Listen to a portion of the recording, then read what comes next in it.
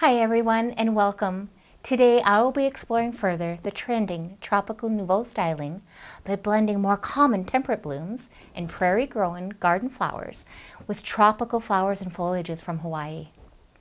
Representing my small town prairie roots and being a farmer, rancher, and florist has influenced my design style.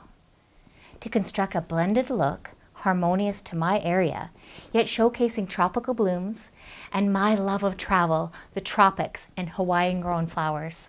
Hawaiian-grown tropical flowers fascinate me and captivate my attention like no other bloom. Seeing and designing with these outstanding varieties at AIFD Symposium and wholesale workshops and shows over the years started my obsession.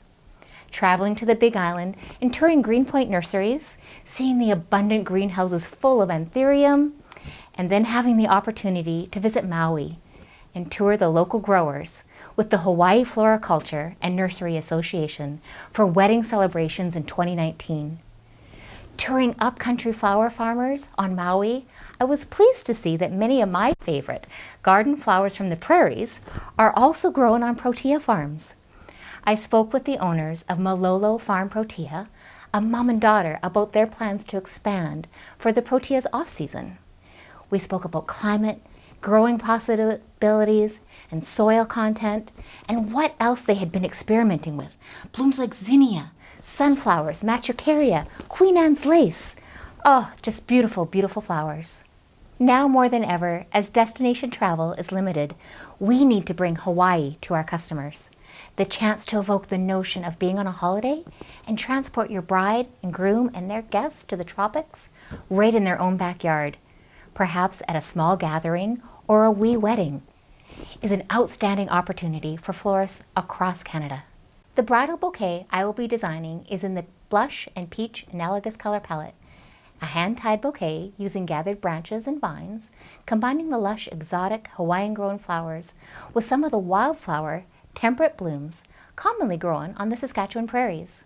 Check out these stunning Hawaiian-grown Guzmania and anthuriums, Maui Bride and Nue Nue and Toyama, that will be the focal point of this bouquet. And of course, some Hawaiian-grown greens, Curly Luai, Monstera, and Calthea. Man, just incorporating these together with zinnia and astilbe, and textural elements like bunny tails and poppy pods and wheat grown on the prairies to create a tropical nouveau inspired hand-tied bridal bouquet with the Saskatchewan prairie vibe. So the importance of including a personal item, the intimacy of a special memory, is showcased here with my mason jar ring structure. I'm going to show you a little bit how that works. A unique way for the bride to carry a little history walking down the aisle. Yet another authentic prairie element, keeping true to the culture of your surroundings. Just be creative and personal. Incorporate something interesting for your customer. And so here's a little tip. So these are just canning jar rings from mason jars. We all know about mason jars, and we all know that brides are still loving them, but here's just a little new element. So before we delve into the design, I want to show you this. Mason jar ring structure. And just take that mason jar ring and attach it to that main structure just with a little bit of bind wire. Always make sure that you have really good mechanics, twisting the bind wire around and interlocking it into the rest of the piece.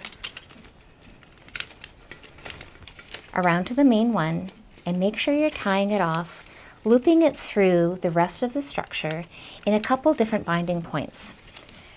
Just always, like you're working with bind wire, you want to make sure everything is tight and secure.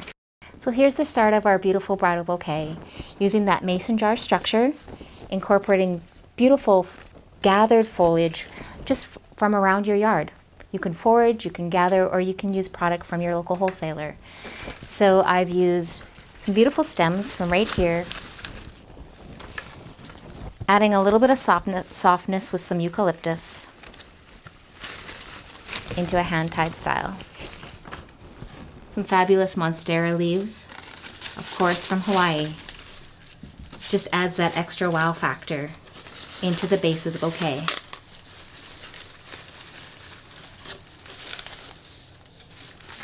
We can always add in the texture elements of curly Luai and the Hfna.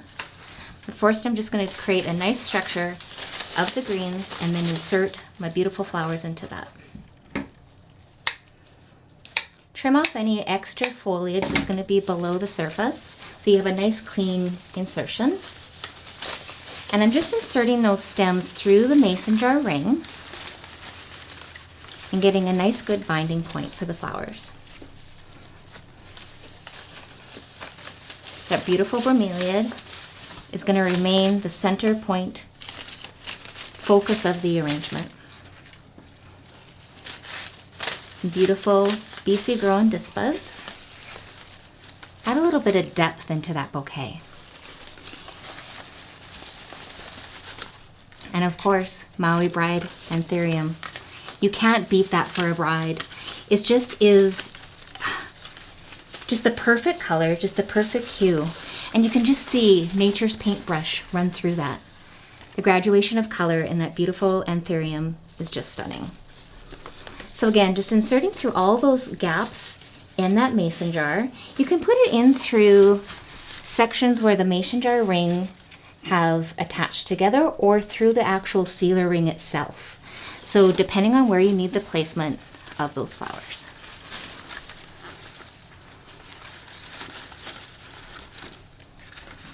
I like to design in groupings. When you have maybe a frugal bride that's just spending money on flowers, and they don't have a huge budget, you can make a huge impact with just a few stems.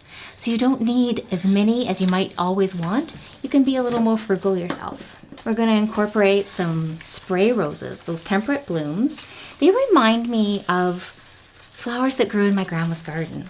So those prairie gardens have gorgeous, gorgeous spray roses. So they just add that other little dimension. I'm just nestling them in nice and tight to that monstera leaf. Flip that over and then you can add in your other anthuriums onto the other side, nestling those in amongst the greens that are local to your area. So choose whatever flower, whatever green that you would like to incorporate. On the prairies, you could have crabapple branches, branches off the maple tree, lilacs, any kind of greenery that you have around, and just blends that in to create a nice, unique look. So again, lots of different blooms, lots of different textures. Eucalyptus is continuing to be really what brides are still after, on the prairies especially. That might not be the case everywhere, but my brides on the prairies still love that. And the scent that wafts into the area, the scent that comes up to the bride in her face as she's walking down the aisle, she will just adore that.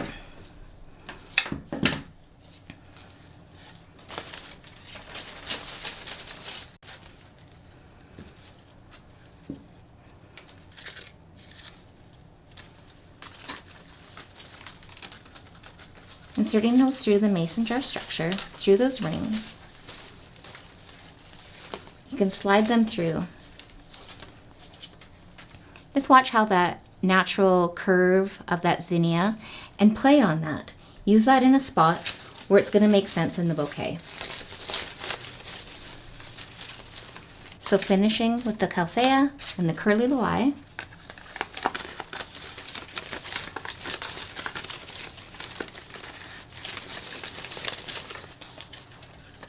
That beautiful color. Again, keeping my groupings together, keeping a really strong, tight binding point in the center of the bouquet, and still showing off that precious piece that you have handcrafted for your bride, something special to her that you've incorporated and used as a structure. It doesn't have to be a mason jar ring. It can be pretty much anything that you can bind together and create and have that special memory, that special piece.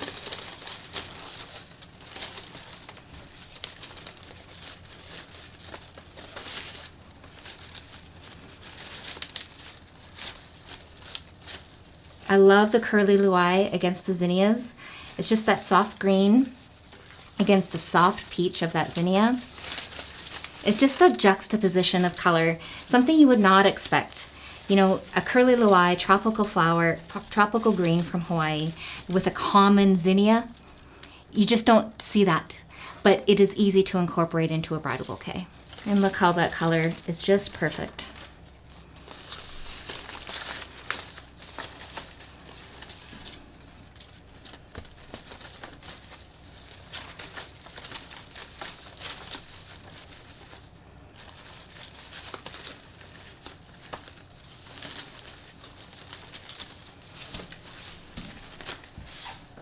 So you can finish off your bouquet. You have a nice tight binding point. I'm going to trim off my stems.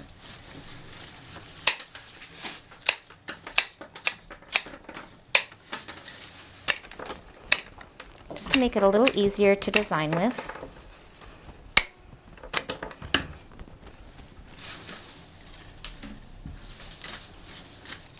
And then you can overlay some soft draping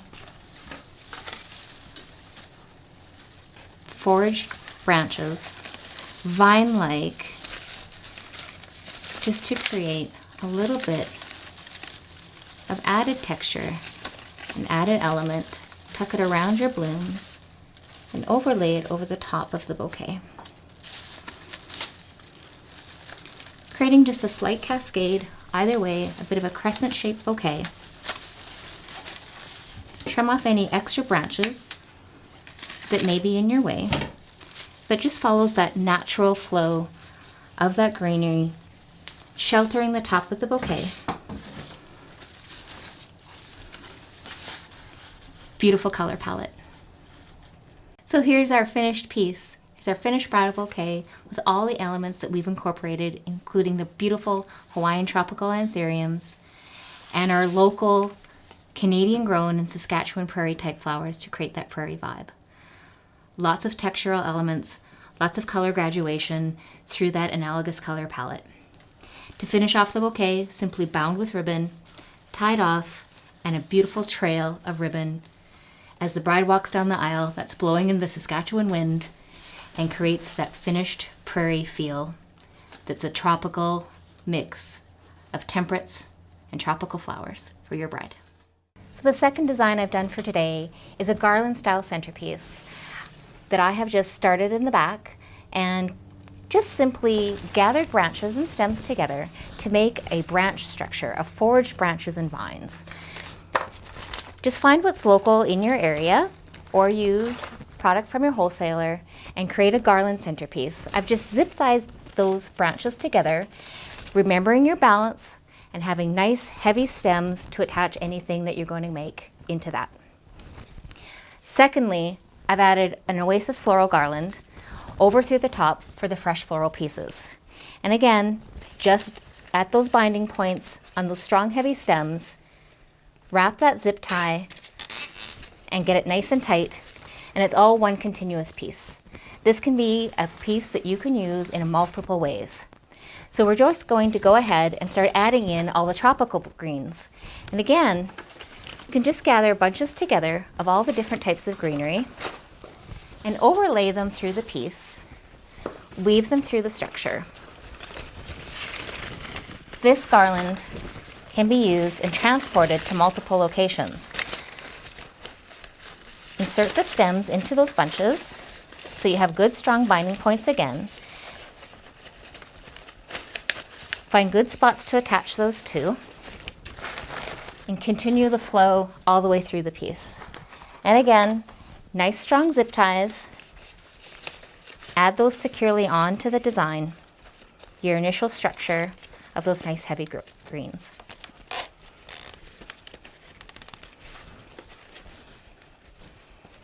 Once you get a nice little section together, you can start adding extra elements of your smaller types of greens and work in one section at a time. So if you want to overlay those other tropical greens into another spot, zip tie those together in quick groupings. find a branch to add those to.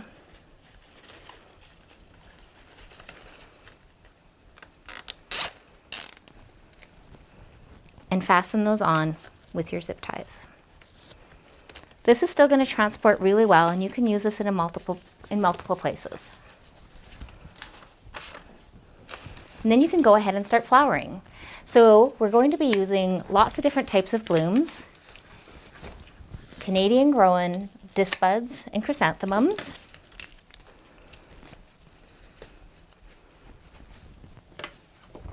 Of course, some of those beautiful spray roses that we used before.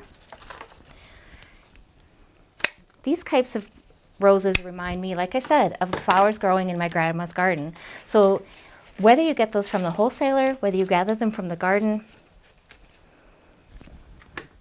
you can use whatever type of product you like. Today, mine is featuring Saskatchewan growing and wildflower looking flowers blended with the Hawaiian tropicals. So at this point in time, we can continue on, create those pieces in each of your oasis garlands, create nice little focal sections, and then we'll move on to the next section, and I'll be adding on some tropical greenery and some more tropical flowers. So before we move this product outside, before we finish the garland out on the scene, I want to show you this quick tip. So I'm going to be using water tubes to float the anthurium above the design once it's finished. So nice water tube, and this is the finished piece. So you're just going to take any type of foliage or grass, just shred it with your pink frog, just to loosen it up so it can easily wrap around your water tube. Have that prepped and ready to go.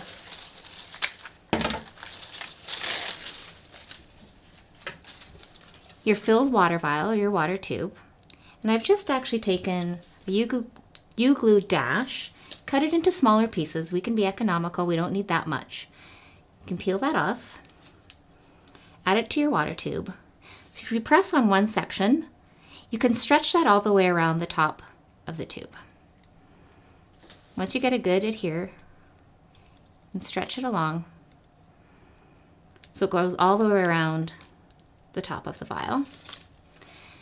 Do the second on the bottom as well, do it in the same fashion.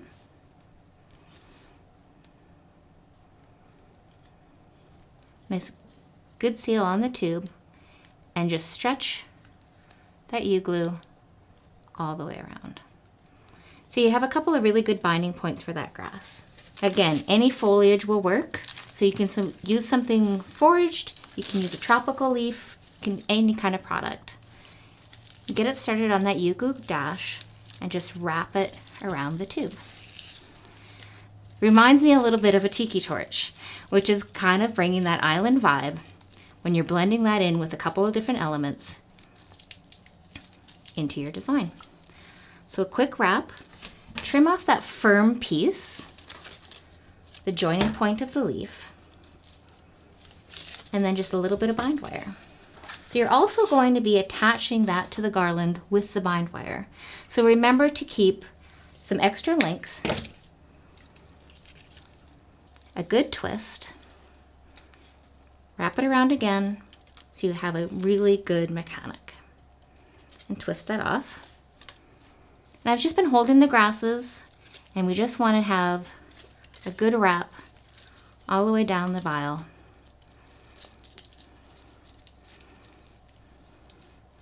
And back up to the top to twist off. Then when you attach that into the garland, you have those tails to attach to, and put that into the structure anywhere where there's a good spot where you think you want to attach those anthurium or anything that you want to float through the top. Hides the water vial, nestle that in wherever you like, scattered throughout the vine. We're going to finish that outside. We're going to finish that on site. So we're going to move to that, and you'll be able to see the finished product. You'll see that we've moved the piece outside. So the garland created the structure with branches foraged from around the area. You'll see that I extended that to create a waterfall effect on the other side. So that was just a quick add-on piece. Again, just zip tied the branches together to the existing structure. Continued adding all the beautiful tropical foliages from Hawaii, adding in those in clusters and bunches throughout the design, finishing more of the flowering with all the Canadian grown blossoms and the flowers that remind me of our Saskatchewan prairies. So beautiful Queen Anne's lace and astilbe, more of the fantastic zinnias, button palms, commercial mums, and scabiosa. Scabiosa I can also grow in Saskatchewan, which is really kind of cool to incorporate those. Then all our textural elements of bunny tails, some wheat is scattered in through here, more grasses to create more drape and flow throughout the design. Final pieces were added on of the beautiful anthurium, some of them dancing with the water tubes that we created before, some of them added directly into that foam garland that we attached again with zip ties throughout the piece that cascade over the edge. I hope that you enjoy my take on designing with Hawaiian grown flowers and foliages, mingling with common Canadian grown blossoms and foraged finds with so much prairie influence. I hope that resonates with you. Don't be afraid to bring a new look, bring a new flower, a new element to your brides and everyday customers, creating interesting combinations, being real, being humble, staying inspired. It can take you so far. I want to thank Hitomi and Colin for hosting me on Bowen Island in beautiful BC, and the Hawaii Floriculture and Nursery Association for sharing aloha spirit through gorgeous flowers from the islands.